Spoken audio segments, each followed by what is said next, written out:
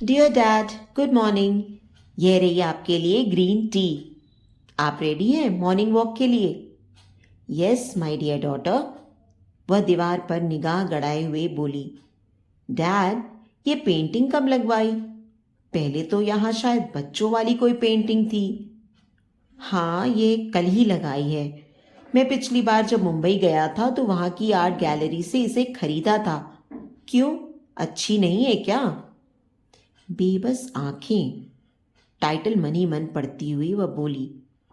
Dad, आपकी company का लोगो भी आंखें हैं और अब कमरे में इतनी बड़ी पेंटिंग भी खरीद कर लगा ली है। आंखों के साथ कोई खास घटना जुड़ी है क्या? आशीष के हाथ जूते के फीते बांधते हुए कांप उठे थे।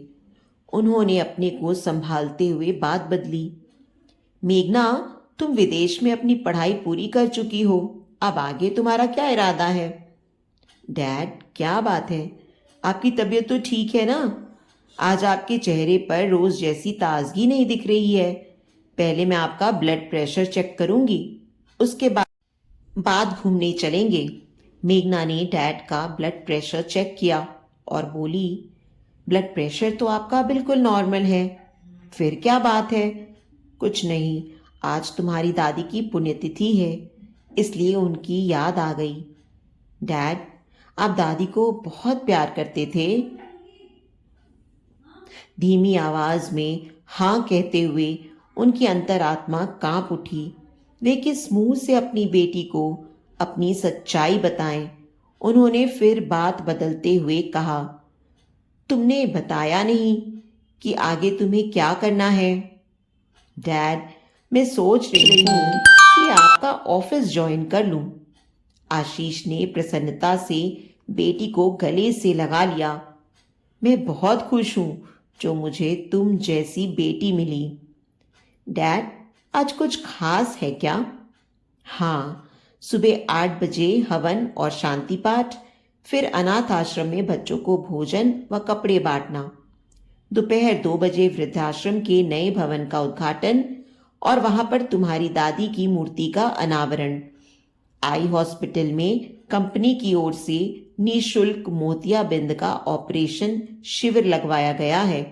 शाम 6 बजे ऑफिस में दादी की स्मृति में जो बुकलेट बनाई गई है उसका वितरण और सभी कर्मचारियों के लिए बोनस की घोषणा। तुम साथ रहोगी ना? यस पापा, क्यों नहीं, मैं दिन भर आपके साथ रहूंगी। थैंक्स बेटा। आशीष जिस काम में हाथ लगाते हैं सोना बरसने लगता है। देश भर में उनका व्यापार फैला हुआ है। 20-22 वर्ष के व्यावसायिक दौर में वे देश की जानी मानी हस्ती बन गए हैं।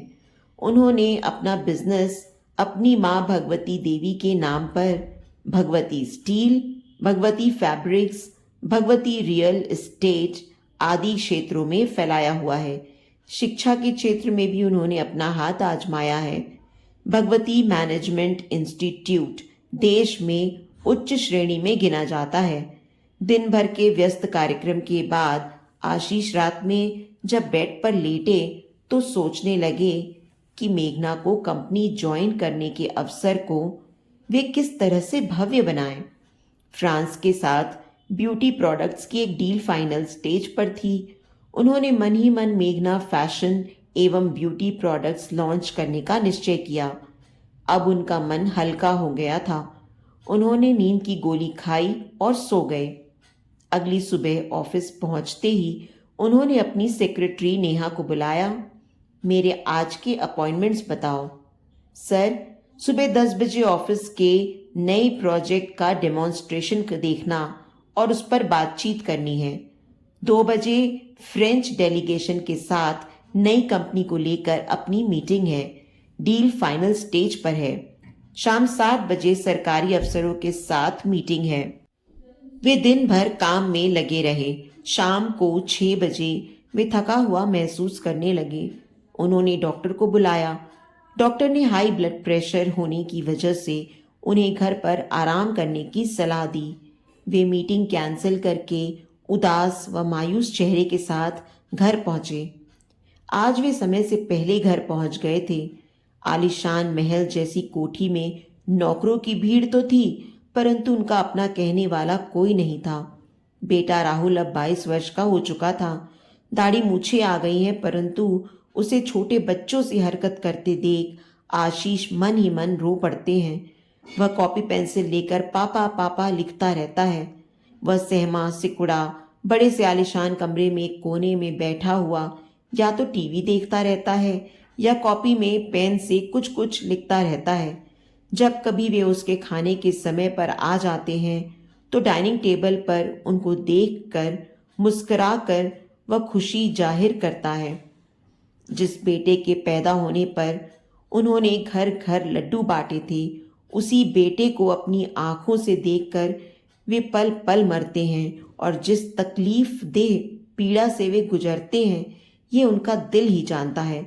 दुनिया की दृष्टि में वे सफलतम व्यक्ति हैं, परंतु सब कुछ होते हुए भी वे अंदर से हर क्षण आंसू बहाते हैं। पत्नी लता और बेटे राहुल के लिए उन्होंने क्या नहीं किया, परंतु उनके हाथ कुछ नहीं लगा। मांस के लोथड़े जैसे बेटे को गोद में लेकर लता सदमे की शिकार हो गई। एक और पत्नी को पड़ने वाले लंबे लंबे दौरे, दूसरी ओर मेंटली रिटार्डेड बच्चा और साथ में बढ़ता हुआ बिजनेस। गरीबी की मार को झेले हुए आशीष ने पैसे को प्राथमिकता देते हुए अपने बिजनेस पर ध्यान केंद्रित किया, लेकिन आज अथाह धन होते हुए भी संसार में वे अपने को अकेला महसूस कर रहे थे। बेटी मेघना ही उनकी जिंदगी थी। उसको देखते ही उन्हें पत्नी लता का चेहरा याद आ जाता। वह हूबहू अपनी मां पर गई थी। अचानक उनकी निगाहें घड़ी पर गईं। रात के 9 बज रहे थे। अभी तक मेघना नहीं आई थी। उनकी बेचैनी बढ़ने लगी थी। वह कभी भी देर रात तक घर से बाहर नहीं रहती। यदि देर से आना होता तो वह मैसेज जरूर कर देती थी। वे परेशान होकर अपने कमरे से बाहर आकर बरामदे में चहलकदमी करने लगे। तभी उनके फोन की घंटी बज उठी। उस तरफ बेटी मेघना की घबराई हुई आवाज थी, पापा मेरी गाड़ी का एक्सीडेंट। उसके बाद किसी दूसरे आदमी ने फोन लेकर कहा, हम लोग इसे अस्पताल लेकर जा रहे हैं, खून बहुत तेजी से बह रहा है, आप तुरंत पहुंचिए। यह खबर सुनते ही आशीष अपना होश खो बैठे। ये सब उनके अपने कर्मों का फल था। जब उनके पास पैसा नहीं था तो वे ज्यादा खुश थे। कितने अच्छे दिन थे। उनका छोटा सा परिवार था। वे अपने अतीत में खो गए। वे थे और थी उनकी अम्मा। पिताजी बचपन में ही उनका साथ छोड़ गए थे। अम्मा ने कपड़े सिल सिल कर उनको बड़ा किया। अम्मा ने अपने दम पर उनको पढ़ाया लिखाया। उनकी नौकरी लगते ही अम्मा को उनके विवाह की सूझी। छोटी उम्र में ही उनकी शादी कर दी। पत्नी लता सुंदर और साथ में समझदार भी थी। उनकी माली हालत ज्यादा अच्छी नहीं थी।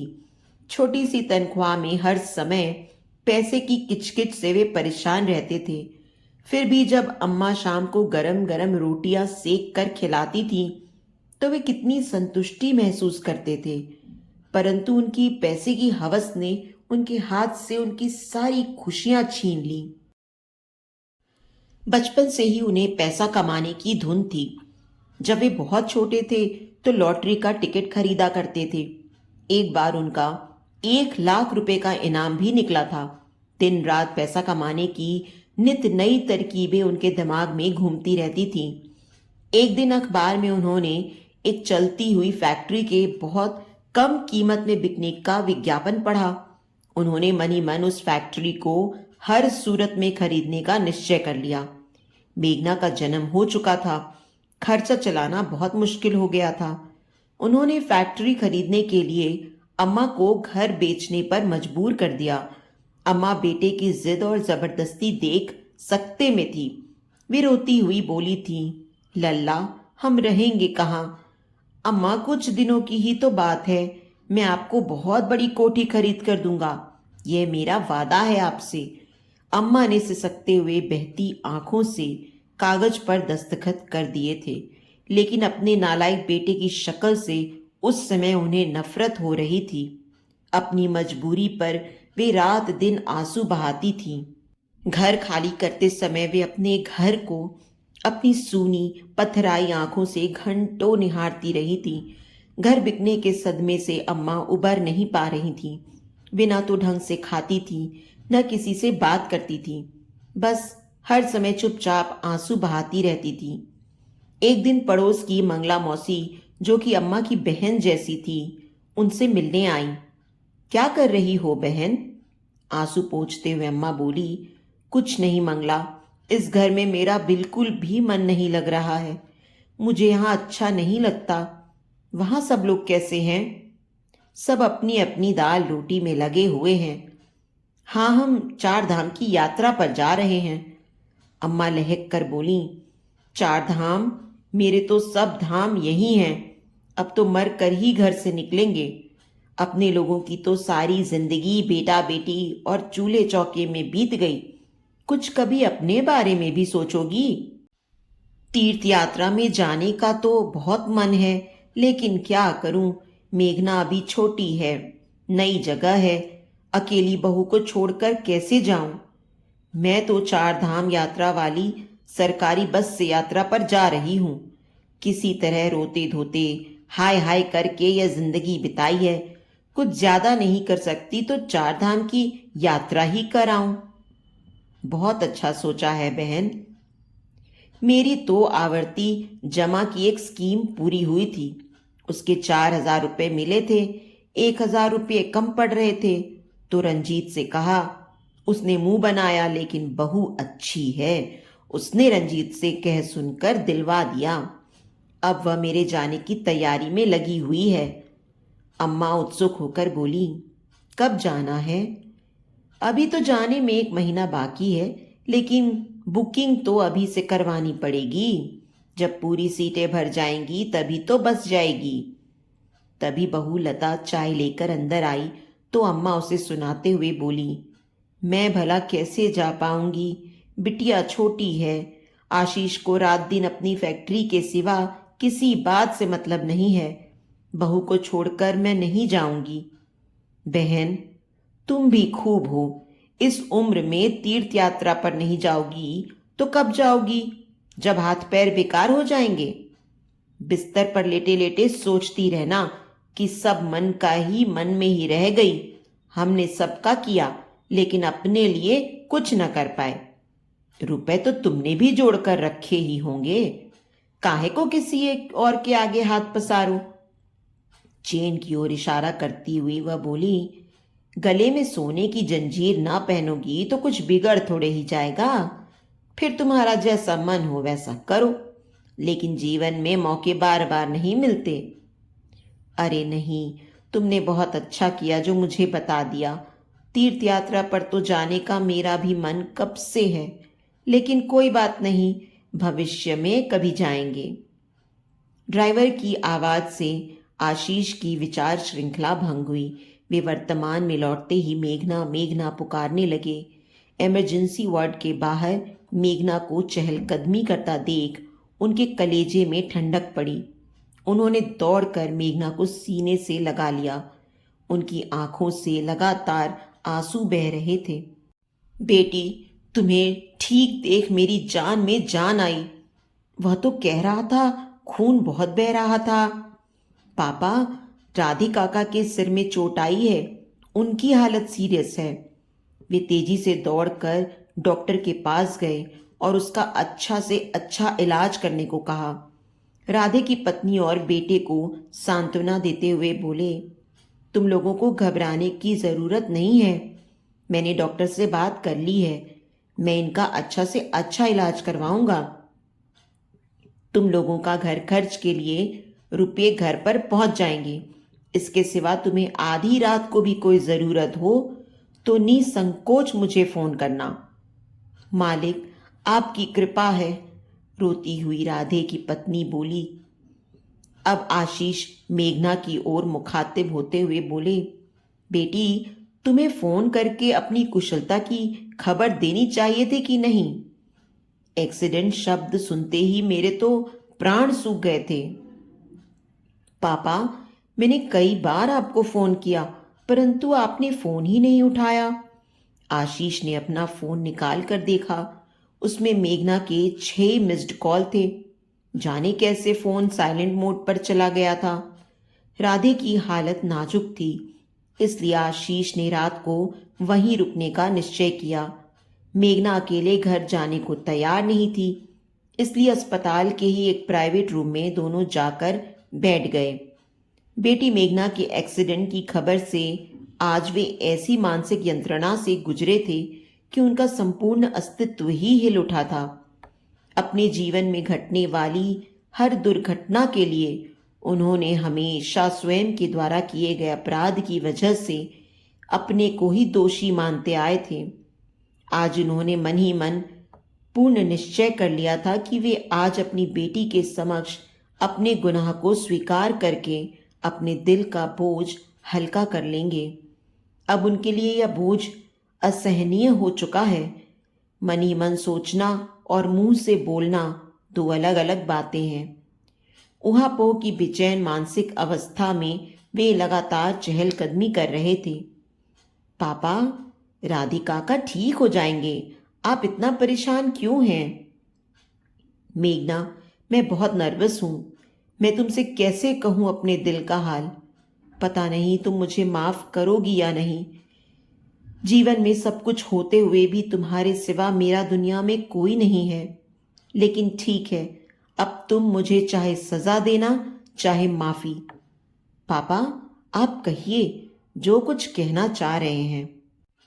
आशीष अपनी बेटी मेघना से आंखें नहीं मिला पा रहे थे, इसलिए उन्होंने अपना मुंह दीवार की तरफ कर लिया। फिर बोले, बेटी ध्यान से सुनो। तुम लगभग 3 वर्ष की थी। मेरी आर्थिक दशा अच्छी नहीं थी। पैसा कमाने का मन में जुनून था। मैंने अम्मा से जबरदस्ती करके उनका घर बेच दिया और उन्हीं पैसों से पहली फैक्ट्री खरीदी। लेकिन खरीदना और उसे चलाना अलग बात होती है। मैं परेशान रहता था। तभी एक दिन अम्मा के मुंह से सुना, वे मंगला मौसी से कह रही थीं, अपने अपने समय की बात है। अच्छे समय होता तो मेरा अपना घर ही काहे को छूटता। तुम्हारी माँ से मालूम हुआ कि अम्मा तीर्थ यात्रा पर जाना चाहती हैं। अम्मा की जिद के आगे मैं झुक गया और तुम्हारी माँ और मैंने उन्हें तीर्थ यात्रा पर भेजने का निश्चय कर लिया। अम्मा के चेहरे पर से उदासी के बादल छट गए। लता उनके जाने की तैयारी में लग गई। आखिर वह घड़ी आ गई जब अम्मा को बस पर तीर्थ यात्रा के लिए जाना था। मैं और लता दोनों उन्हें बस पर बिठा कर आए। तेरा माथा चूमते हुए अम्मा की आंखों से झरझर आंसू बह निकले थे। तुम्हारी माँ बहुत खुश थी कि चलो अम्मा की कोई इच्छा तो वह पूरी कर पाई थी। लता ने अपने पैसे से एक नया मोबाइल फोन लाकर अम्मा को दिया था। अम्मा, रोज एक बार फोन करके बताना कि कहाँ पहुंची, क्या देखा और कैसी हो। अम्मा बहू का लाड देख उसको गले से लगाकर रो पड़ी थी। मुझे फैक्ट्री चलाने के लिए ब्याज पर रुपया लेना पड़ता था, इसलिए जो फायदा होता था वह ब्याज में चला जाता था। मुझे कोई उपाय नहीं सूझता था। अम्मा को गए 1 हफ्ता हो गया था।